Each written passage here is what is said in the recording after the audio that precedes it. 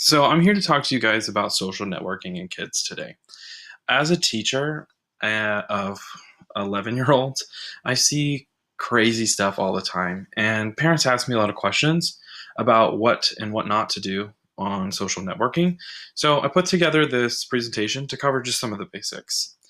Some fast facts here: 71% of the United States population ages 3 and up use the internet, which is crazy to think about a 3-year-old using the internet, but it happens. Around 70% of Americans use social media to connect with one another, which is crazy, but I'm in that 70%. I bet you are too. And 60 to 75% of Instagram and Facebook users visit the site at least once a day. That's a lot.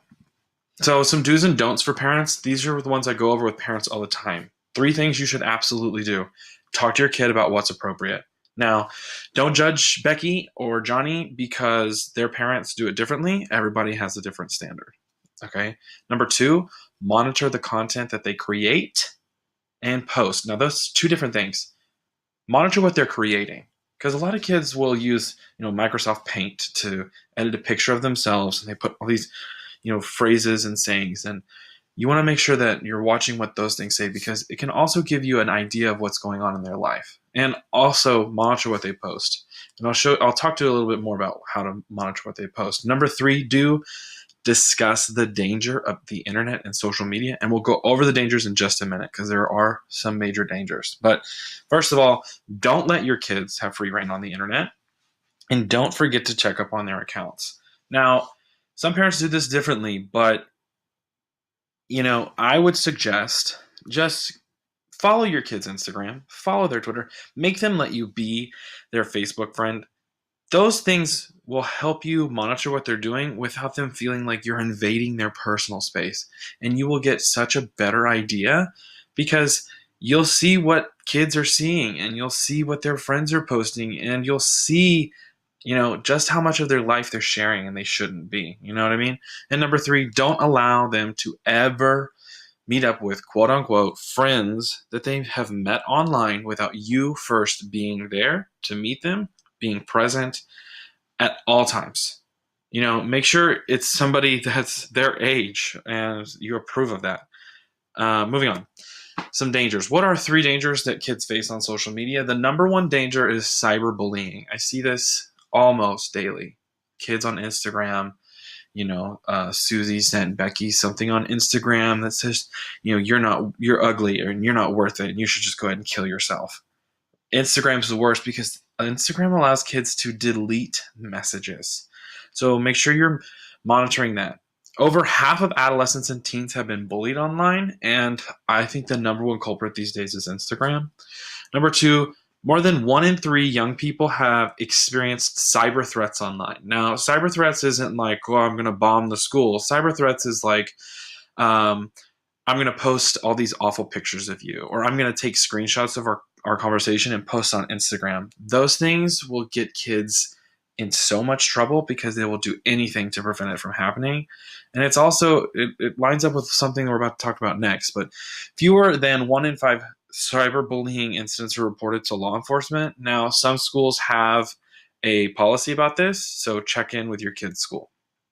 Number 2, child predators. About 1 in 5 teens have posted or sent sexually suggestive or nude pictures of themselves to others.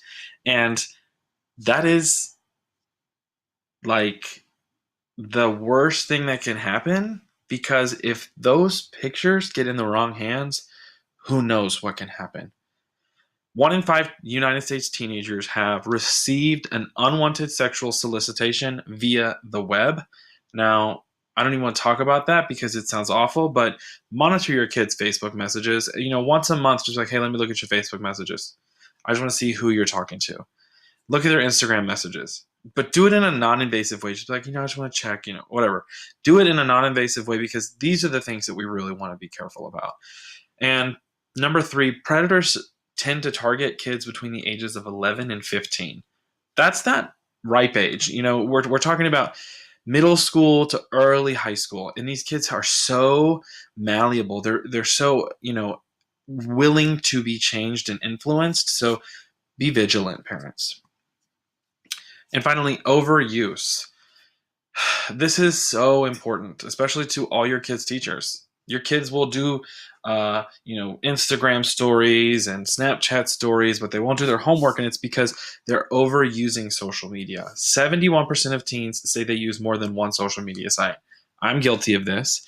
I have so many social medias. I have Instagram, I have Tumblr, I have Twitter, I have Facebook. You can name it. But around 90% of teens shared their real name in photos. I don't do that. I have a real photo of myself, but my real name is obscured in some places. But what's even worse, and I didn't include it here, but I just want to talk about it really quickly, is at least 40 to 50% of kids are sharing their hometowns. And some, 20%, are sharing their actual address or the street that they live on. So this is something that is oversharing because they're overusing. They think it's a safe place, but the internet's not a safe place. We have to be careful. Number 3, 94% of teens who go online using a mobile device do so daily. 94% of teens who go online using a mobile device do it every single day. That's iPhones, that's Androids, that's Blackberries, that's everything online every day. So here are some links. I'll be happy to post these on my page so that you can take a closer look. These are the links I use to get the information. And that was my presentation. So remember to be vigilant. Always be watching out because you never know who's watching when you're not. Thanks.